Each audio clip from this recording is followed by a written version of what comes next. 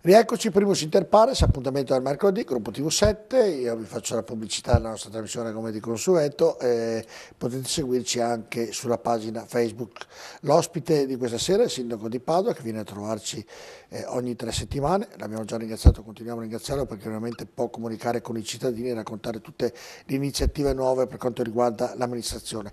Prima della pubblicità parlavamo della sicurezza, della droga e di tant'altro, allora è venuta fuori una polemica perché ci sono molti cittadini che si prendono la guardia giurata e tra virgolette ovviamente si vogliono fare e tenere la sicurezza per conto proprio. Si può, non si può. Andiamo a sentire cosa ci ha detto proprio questa mattina il questore di Padova e poi parleremo con il sindaco. Non credo che numericamente questa città abbia subito un incremento generale del tipo dei reati. È chiaro che ci sono degli ambienti che incidono fortemente, così come tanti altri fattori, nella percezione di un'insicurezza che comunque ha a che fare con delle situazioni epocali, la presenza di immigrati irregolari, la presenza di situazioni economiche molto precarie, la presenza di una non certezza di una pena e di sanzione, tutta una serie di cose in cui c'è anche l'esigenza di avere un maggior numero di forze dell'ordine. Ecco, però tutto questo non si supplisce mettendo più vigilanza. Io sono sempre stato un grande sostenitore della vigilanza privata e più in generale dell'imprenditorialità. Credo che in Italia si dovrebbe investire molto di più nella sicurezza privata, così come fanno negli altri stati europei, in cui la quota destinata alla sicurezza privata è molto più alta che in Italia, ma per fare la sicurezza privata, non per fare i poliziotti. Non per il contrario? No, lui dice... Il questore ha detto una cosa diversa. La sicurezza è un diritto. È un diritto, questo è il caso. certo. E il cittadino può anche avvalersi di vigilantes o guardie private che chiaramente non possono intervenire, non possono fare nulla, che sia chiaro, possono solo fare da deterrente, deterrente, banale deterrente, non possono fare, banale. Non possono toccare, Sì, non possono fare nulla. Il banale deterrente vuol dire che magari se c'è un poliziotto davanti a casa mia, lo spacciatore va da un'altra parte a spacciare, insomma, voglio dire. Non lo so, io penso che sia un problema sicuramente il cittadino ha necessità di sicurezza. Questo, se investe dei soldi sulla polizia privata, nessuno può dire niente, francamente. Però questo è un campo in cui le forze carabinieri, polizia, finanza e polizia locale devono investire più che altro. I primi tre, i vigili cercano di fare il loro meglio nella sicurezza. C'è un grosso impegno anche da parte della polizia locale. Però questo è un campo che aspetta alla questura, non c'è niente da fare.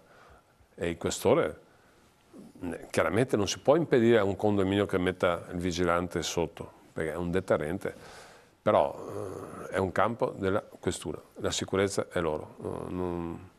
Cioè, quindi lei è d'accordo sui cittadini, per esempio abbiamo visto a Piazza De Gasperi, sono stati i primi a prendere una guardia giurata per tutelare l'ambiente, per tutelare quel luogo di Padova che era un po' insicuro, che è insicuro. Ecco. Lei è d'accordo o non è d'accordo con questi cittadini? Possono farlo, però io non vado ad incentivare certamente una cosa del genere, perché è un problema di sicurezza, e sicurezza aspetta le forze dell'ordine. Se uno vuole mettersi... Però mi segna che se le forze dell'ordine non sono tantissime in rispetto alla popolazione dove vive, dove c'è la città e quindi la sicurezza in certi luoghi non è salvaguardata, un cittadino come fa? Se uno vede che ottiene una sicurezza maggiore investendo nella guardia privata, lo faccia. Io dubito che serva, però penso che vada nel tempo, nel senso 1 mese, 2 mesi, 3 mesi, poi non funziona più. Alla fine la guardia privata non può fare nulla, questo non può solo alzare il telefono e chiamare le forze dell'ordine, non può fare nulla. È un deterrente, sì, può funzionare, si sposta da un'altra parte. Purtroppo noi abbiamo investito anche in periodo natalizio, abbiamo investito nei giardini dell'Arena in termini di attività. Io sono convinto che più rendiamo viva la città, più malintenzionati vanno dall'altra parte. Li spostiamo però, nella realtà li spostiamo. Quando abbiamo fatto Giardini dell'Arena si sono spostati sul Pioveo. e via dicendo. Per cui non sto dicendo siamo inermi, ma come diceva Paolo Fassari, questore, le normative attuali, adesso so che c'è un esperimento delle pene, però devo ancora vedere, se pescano un spacciatore con un prodotto in tasca, il giorno dopo è fuori. Questa è la realtà. Loro sono bravissimi, non tengono nulla in tasca ormai, nascondono nei muri, nei cespugli, però non possono fare niente. Questo è il problema che abbiamo i consumatori, questo è il problema. Noi ci stiamo sforzando con l'unità sanitaria locale a fare corsi nelle scuole, cercare di far capire ai ragazzi che è importante, alle famiglie, agli insegnanti, che parlino ai ragazzi per cercare di dissuaderli dall'uso delle droghe, che siano leggere o pesanti. Questo è importantissimo. Fare formazione, dire attenzione a non usarle, perché forse le sigarette marijuana, forse dico io perché non lo so, fa poco male, però se passi altre cose dopo è letale. So che è una battaglia, però bisogna continuare.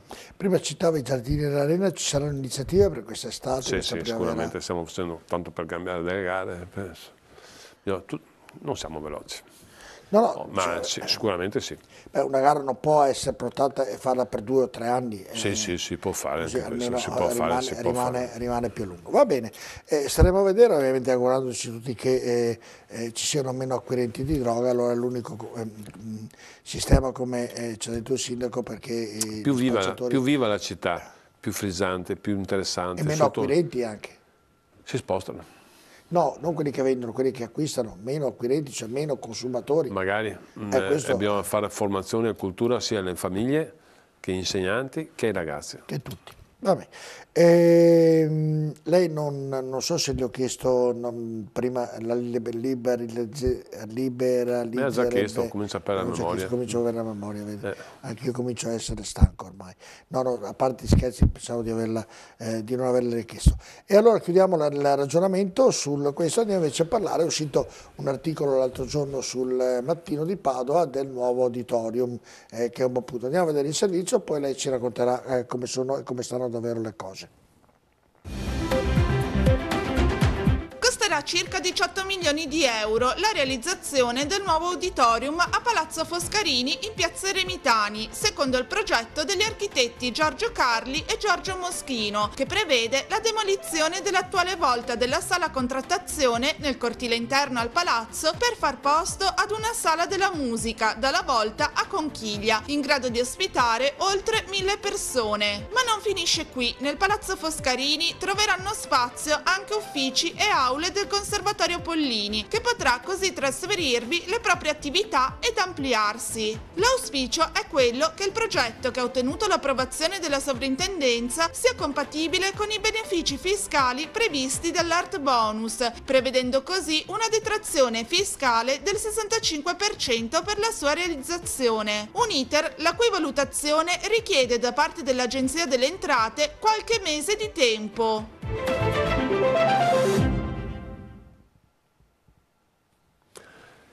Non ho capito la novità, che la sovrintendenza abbia dato parere favorevole, ha dato ancora tempo fa, preventivo, parere favorevole preventivo, punto. Non c'è nessuna novità, non ho capito. Questo articolo non l'hai capito? Non l'ho capito.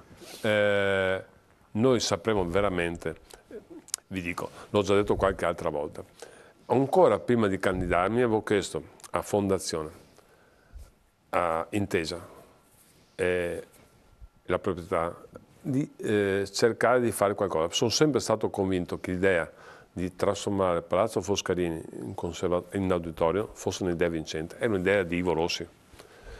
Quando sono tornato sono tornato alla carica e hanno confermato il tutto. È sorto l'Art Bonus, che vuol dire chi investe nella cultura può detrarre il 65% dell'investimento. Ovviamente e giustamente la Fondazione sta perseguendo questo. Ne ho parlato ieri con il Presidente Muraro, ma ha fatto stesso lui la dichiarazione, tra 3-4 mesi sapremo, ma sono convinto che andiamo avanti e sarà fatto. Stiamo investendo tanto tempo su queste pratiche, devono avere il benestare dell'Intendenza di Finanza, della Sovrintendenza, di tutti quanti. sono convinto che alla fine sarà fatto.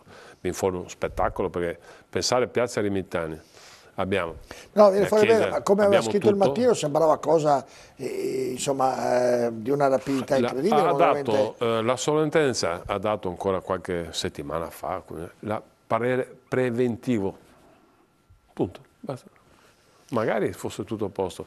Pensate che se fosse tutto a posto non avrei fatto una conferenza stampa io dicendo vittoria, siamo riusciti a farlo. È un autogol del Mattino, dai, no, lo dico io, non lo dice non sono lei. Autogol, sono indiscrezione, non so dove, però la realtà è questa. Magari, che non c'è nulla di nuovo. Magari non c'è nulla di nuovo sotto il sole. Allora possiamo dire che per quanto riguarda l'auditorio non c'è nulla di nuovo, dunque non è assolutamente vero che a breve ci sarà questa... Io penso tra 3-4 mesi il Presidente Gilberto Muraro ha detto che avrà la condizione di annunciare, cominceranno i lavori, dobbiamo fare i progetti, bando di gara, lavori. Io penso che prima della fine del mandato cominceranno sicuramente i lavori, verrà fuori uno spettacolo, sono convinto che non solo per quanto riguarda l'auditorio, anche il conservatorio. Sì, però se siamo ancora distanti, quindi il tempo ce ne vorrà.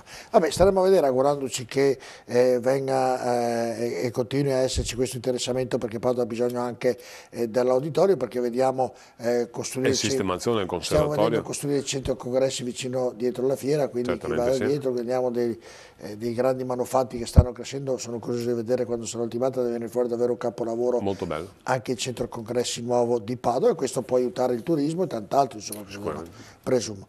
E andiamo a vedere l'ultimo dei servizi che ha preparato Elisabetta Corazza, che riguarda Padova Partecipa. Vediamo.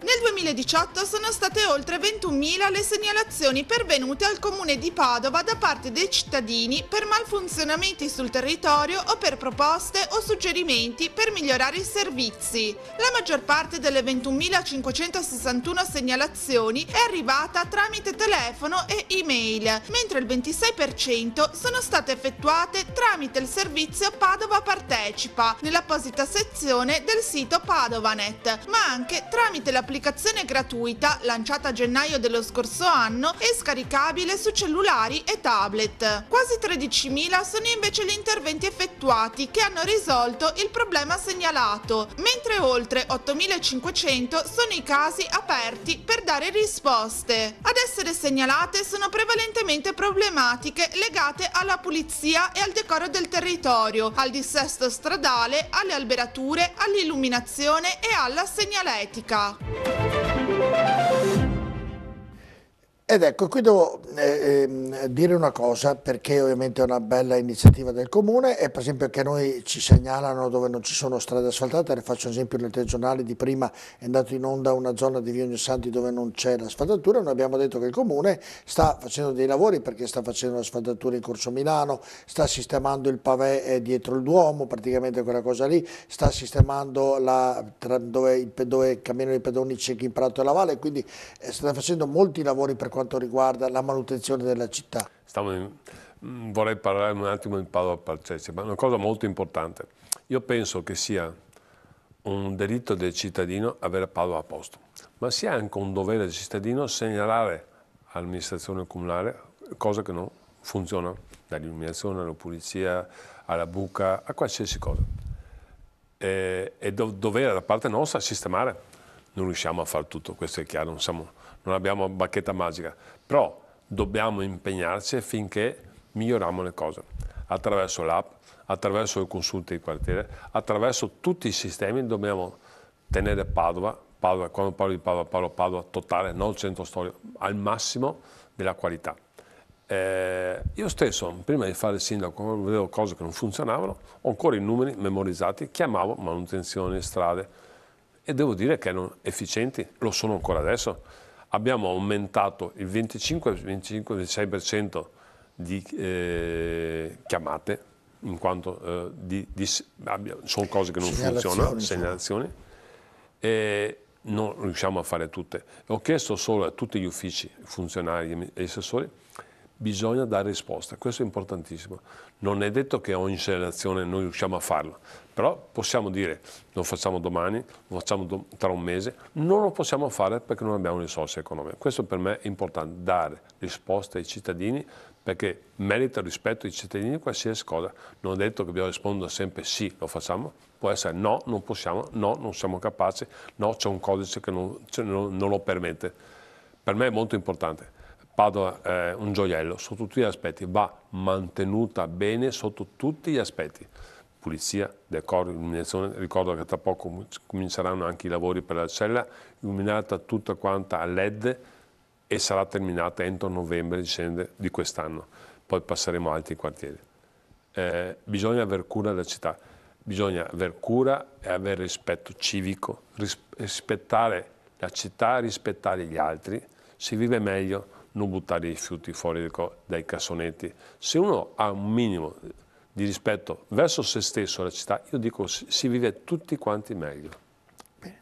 Questo è chiaro, però i lavori si stanno facendo, quindi è merito Stiamo anche facendo, in 2 anni abbiamo investito quasi 17 milioni in asfalti e marciapiedi. Sono tantissimi soldi e penso si veda, francamente, nella segnaletica orizzontale, nella segnaletica verticale, abbiamo fatto in bandi dell'erba, quest'anno non saremo presi alla sprovvista, dovrebbero partire sicuramente in tempo, l'erba sta già crescendo, vegetando, per cui sto molto attento a queste cose. L'anno scorso abbiamo fatto qualche brutta figura, quest'anno evitiamo. Qualche errore l'anno scorso è stato fatto. Io personalmente non faccio una marea di errori, sono tranquilli. No, dico per quanto riguarda l'erba, io parlo dell'erba. No, ma è sempre colpa mia. No, sono io il responsabile. Proprio parla da presidente di squadra di calcio. Squadra di calcio. No, poi ne parliamo, aspetti perché andiamo in pubblicità, poi abbiamo l'ultima parte della trasmissione. A tra poco.